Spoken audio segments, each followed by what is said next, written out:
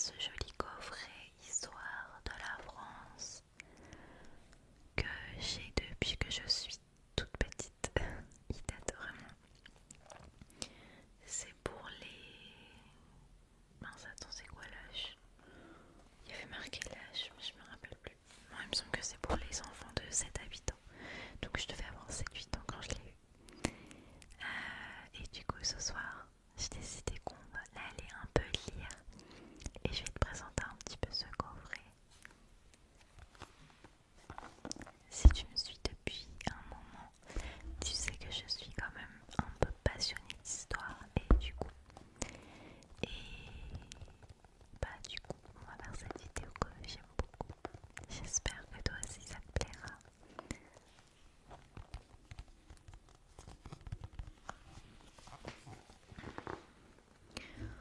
Dans ce petit coffret, on peut y retrouver des livres comme ça, des tout petits livres très fins comme ça. Je vais juste les remettre dans l'ordre parce que ce que je vois, c'est pas dans l'ordre. Ok, je vais te les montrer, d'accord? Il y a le numéro 1 qui parle de la préhistoire, des nomades aux agriculteurs. Ensuite, on a Celtes, Gaulois et Gallo-Romains. Ensuite, on a Clovis, Charlemagne.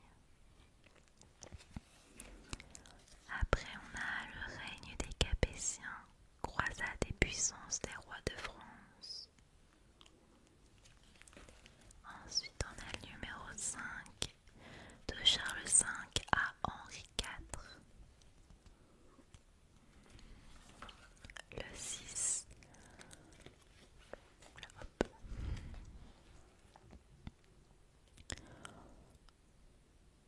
Louis VIII, Louis. Les monarques absolus. Hein. Écoute, ça me prend trop de temps de réfléchir aux chiffres romains. Pardon. Oh là là, ça craint. De Louis XVI à Napoléon.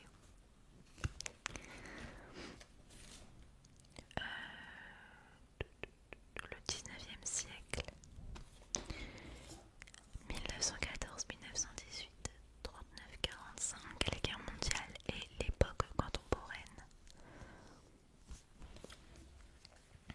Qu'est-ce qu'on va lire ce soir? Est-ce que tu as une petite préférence? Oui. Moi aussi j'ai des préférences. Et dans ce petit coffret d'histoire, on a aussi des cartes avec les couleurs associées au livre. Et tu as des questions, bah, concernant le livre. En fait, j'ai une petite idée. Pour savoir lequel on va lire, on va tirer une petite carte au sort et on lit le livre associé à la couleur, ok? Ça te va? Allez, on fait ça.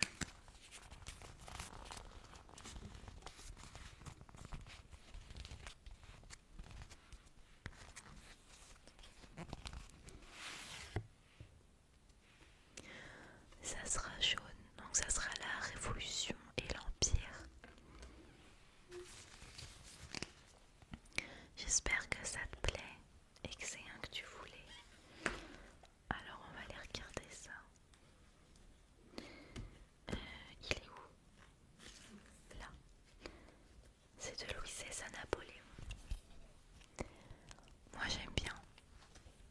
Tu sais que ma période préférée c'est Marie-Antoinette. Hein. Donc bah c'est Louis XVI.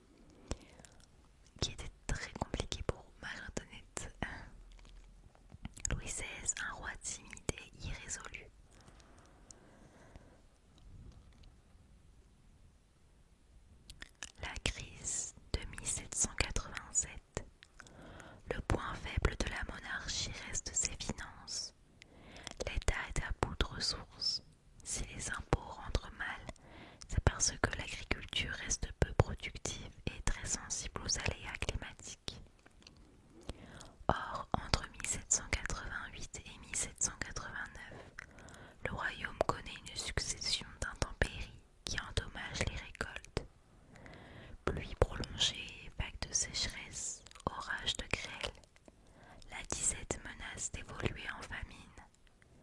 Les prix alimentaires flambent. C'est dans ce contexte que Louis XVI est contraint de convoquer des assemblées jamais réunies depuis des décennies. L'Assemblée des notables en 1787, puis les États généraux pour mai 1789.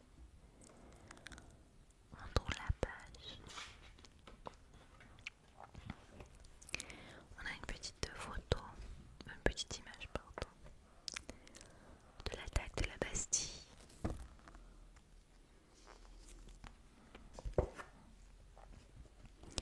La France d'aujourd'hui naît en 1789 avec le 14 juillet et la rédaction de la Déclaration des droits de l'homme. La révolte des députés. À Versailles, le 5 mai 1789, Louis XVI annonce que les États généraux sont réunis pour rétablir l'ordre des finances. Mais il n'a pas un mot sur les réformes politiques et administratives demandées dans les cahiers de doléances. Après plus d'un mois d'attente insatisfaite, les députés du tiers-état se déclarent Assemblée nationale constituante par le serment du jeu de paume, fin juin 1789. La royauté vient de perdre le pouvoir de dire la loi. Le 14 juillet 1789, exaspéré par la crise économique, le peuple de Paris relaie la révolte des députés du tiers-état. À la nouvelle du renvoi de Necker, ministre très populaire, et de la concentration de troupes royales autour de Paris, des Parisiens attaquent les Invalides, puis la Bastille, pour y prendre des armes. Le gouverneur de Launay résiste pendant 4 heures. Une centaine d'insurgés sont tués. Launay et 3 des officiers finissent par se rendre et sont aussitôt mis à mort. Leurs têtes sont ensuite promenées dans Paris au bout de piques. On tourne la page. L'an 1 de la République. Le 21 septembre 1792, l'Assemblée législative à peine élue cède la place à une nouvelle Assemblée constituante. La Convention, qui proclame la déchéance du roi et décide de faire dater ses actes de l'an 1 de la République. Les débuts de la République. La menace extérieure et la crainte d'un complot intérieur provoquent le 4 septembre 1792 des massacres dans les prisons. 1500 victimes à Paris. Le 20 septembre, la victoire de Valmy oblige l'armée prussienne à battre en retraite devant les armées révolutionnaires. Le 21 septembre, la Convention assemblée, élue au suffrage universel masculin, proclame la République. Les Girondins au pouvoir. Les Girondins dominent la Convention. Ils veulent le procès de Louis XVI, qu'ils soupçonnent de trahison. Condamné à mort, le roi est guillotiné le 21 janvier 1693. En février, en réaction à cette mort, une coalition comprenant presque toute l'Europe menace la France. En mars, un soulèvement éclate en Vendée. À ces périls s'ajoute une situation économique très difficile. Le 7 juin, les sans-culottes, petit peuple des villes, obligent les députés à voter l'arrestation des chefs girondins, provoquant l'insurrection de nombreuses régions dont ils étaient les élus. Le comité du salut public et la défense de la patrie. Devant ces dangers, la Convention crée le comité de salut public.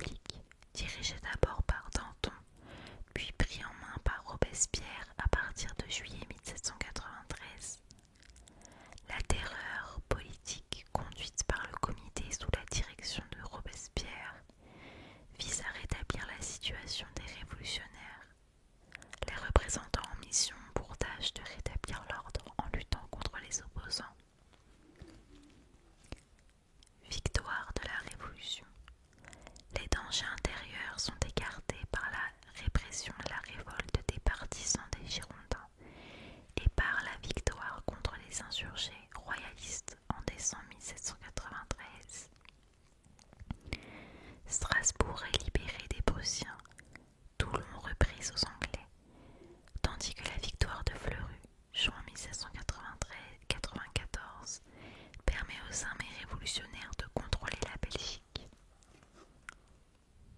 On va tourner la page. De Robespierre à Bonaparte. Les armées de la République ayant sauvé la Révolution, Robespierre, partisan de la terreur, est renversé. Les modérés reviennent au pouvoir, mais l'impuissance du Directoire facilite l'ascension de Bonaparte. Danton, Robespierre et la terreur. Robespierre entend fonder un monde nouveau, dominé par la vertu et symbolisé par l'adoption du calendrier révolutionnaire. La révolution doit apporter aux hommes la liberté, l'égalité et le bonheur. Pour atteindre ces objectifs, il n'hésite pas à utiliser la terreur qui permet aux tribunaux de juger de manière expéditive tous les suspects. C'est ainsi que la reine Marie-Antoinette, des nobles, des religieux, des révolutionnaires périssent sur l'échafaud, de 40 000 à 50 000 victimes au total. Robespierre élimine ses opposants, les enragés qui réclament des mesures révolutionnaires encore plus radicales, et aussi Danton et les indulgents qui souhaitent la fin de la terreur. Ni dictature, ni monarchie. L'élimination de Robespierre par un coup d'État le 9 Thermidor de l'an. Il conduit au pouvoir les modérés du Marais, appelés aussi thermidoriens. Ceux-ci frappent les responsables de la terreur et font face à la terreur blanche provoquée par des bandes royalistes qui pourchassent les acquéreurs de biens nationaux. Les troubles persistent. En 1795, les immigrés royalistes tentent un débarquement à Quiberon et l'Ouest se soulève à nouveau. Une émeute royaliste est réprimée à Paris par le général Bonaparte. Cependant, le crachut Babeuf, qui souhaitait supprimer la propriété et qui est donné en 1797. Un directoire fragile. Le régime du directoire, mis en place par les thermidoriens, est dépourvu d'autorité. 5 directeurs et 2 assemblées se paralysent mutuellement.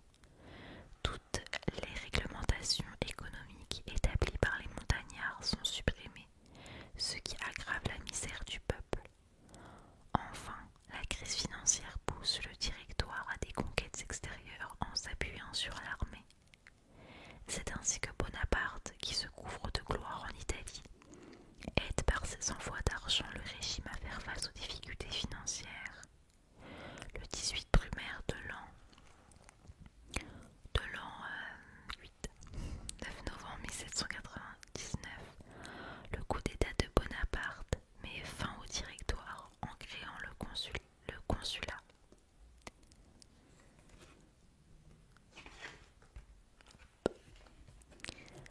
L'épopée napoléonienne. Ça me fait penser au film Napoléon que j'étais allée voir au cinéma, il était trop bien. En 1804, Napoléon Bonaparte devient empereur. En 11 ans d'une fulgurante trajectoire militaire, l'Empire conquiert l'Europe puis s'effondre. L'empereur Napoléon. Fort de sa popularité, Napoléon se fait sacrer empereur en 1804. Dès lors, le régime devient de plus en plus monarchique. La famille Bonaparte se comporte comme une famille régnante et l'empereur épouse en seconde noces Marie-Louise, archiduchesse d'Autriche. Une nouvelle noblesse d'empire est créée qui participe à la vie de la cour. Les assemblées créées antérieurement perdent toute autorité et Napoléon peut exercer un pouvoir absolu en étouffant toute liberté. La police impériale surveille et contrôle l'ensemble des Français, tandis que journaux, imprimeries et théâtres sont sévèrement censurés. Une fulgurante épopée militaire. L'Angleterre, mécontente des entraves posées à son commerce et inquiète de l'expansion française en Europe, reprend la lutte. En 1805, elle détruit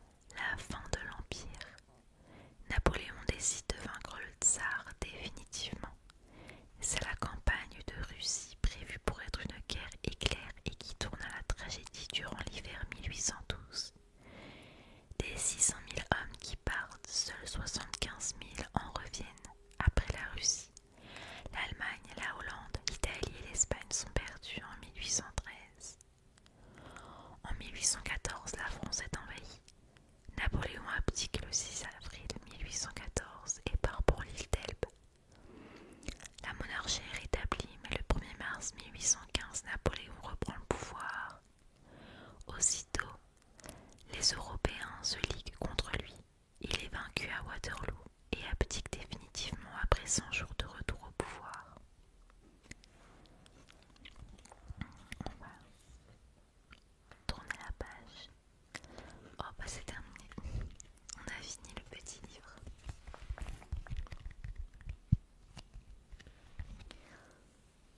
Alors du coup je vais te prendre la question.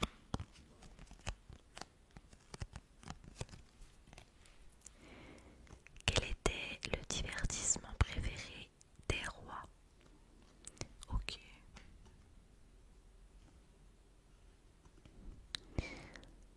Bon, est-ce que tu sais? On n'a pas parlé de ça, mais pourquoi pas? Ou alors j'ai déjà oublié.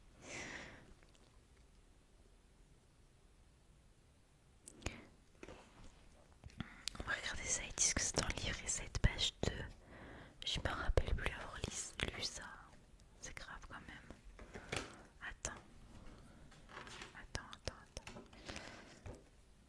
Moi j'ai lu. Non. Bizarre. Bon après c'est un peu évident. Alors. Quel était le divertissement préféré des rois?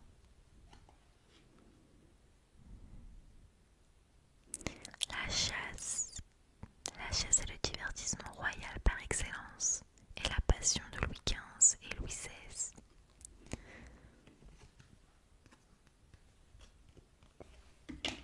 Je vais t'en prendre un autre. On va voir si t'as bien écouté. Comment fonctionnait l'armée napoléonienne?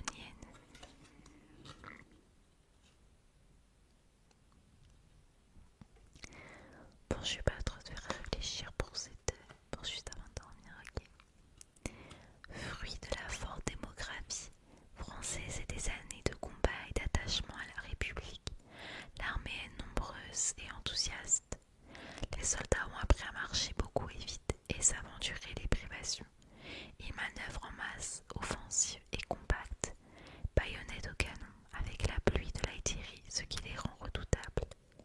Le commandement assuré par des chefs sortis du rang profite du génie militaire du chef suprême, Napoléon lui-même. Ensuite, qu'est-ce qu'on a d'autre? L'annonce à la préhistoire. Là. Ils sont tous là en fait, les jaunes. Alors,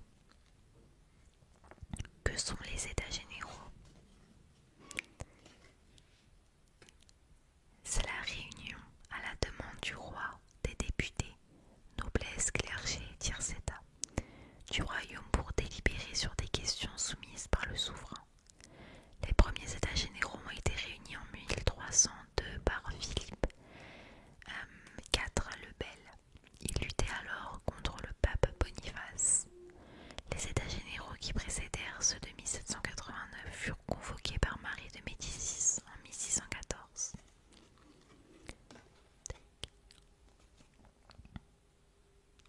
Quelle célèbre déclaration a été proclamée en 1789? Celle-là, elle est facile. La Déclaration des droits de l'homme et du citoyen.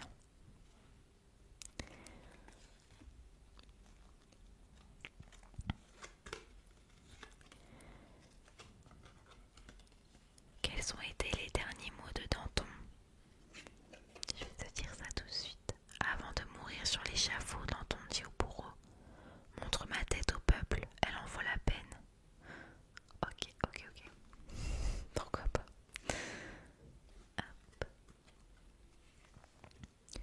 D'où vient le nom des sans-culottes? Le sans-culotte, homme du peuple qui soutient la révolution, porte un pantalon et non de culotte, aux deux choses qui couvrent la taille au genou, comme les nobles d'où son nom.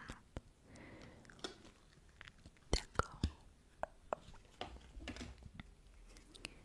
En quelle année la Marseillaise est-elle devenue l'hymne national de la France? En 1879. Ce chant de circonstance, composé par Rouget le Lisle, officier en garnison à Strasbourg,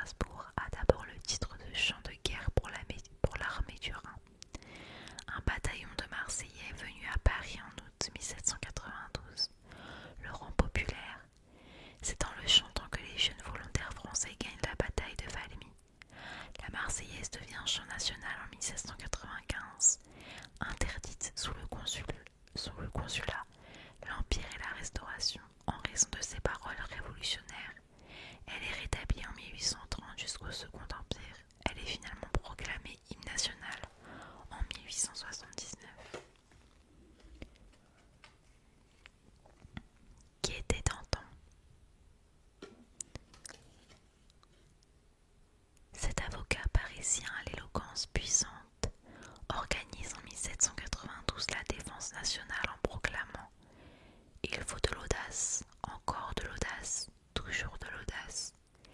Amoureux des plaisirs de la vie, il s'oppose à Robespierre et souhaite l'arrêt de la terreur. Sommé de fuir à l'étranger, il refuse en s'écriant: on n'emporte pas sa patrie à la semelle de ses souliers. Il est guillotiné le 5 avril 1794. Bon. J'espère que tu auras appris des nouvelles choses avec cette vidéo. Ou alors tu savais peut-être déjà tout parce que c'est des choses qu'on voit à l'école en vrai. Qui était Lazare Carnot? Cet officier du roi spécialiste des fortifications crée l'armée révolutionnaire. Il impose le service militaire obligatoire et invente l'amalgame, association de 2 bataillons de jeunes conscrits ou volontaires inexpérimentés à un bataillon de vétérans au sein d'une demi-brigade. Il réforme l'état-major en privilégiant la jeunesse et l'esprit offensif. C'est grâce à lui que de jeunes généraux de moins de 20 ans ont commandé victorieusement les armées de la République, comme Hoche, Marceau, Kléber, Jourdan, Bonaparte, etc. Que sont les cahiers de doléances? Un député aux États généraux représente l'ordre qu'il a élu. Les revendications de l'ordre sont contenues dans un cahier de doléances. Le tiers se demande le plus souvent la rédaction d'une déclaration des droits de l'homme, l'égalité de tous devant la loi et le vote préalable des défenses et des recettes du pays par des États généraux réunis chaque année. Je regarde s'il y en a d'autres, des petites cartes, parce qu'il y en a vraiment beaucoup.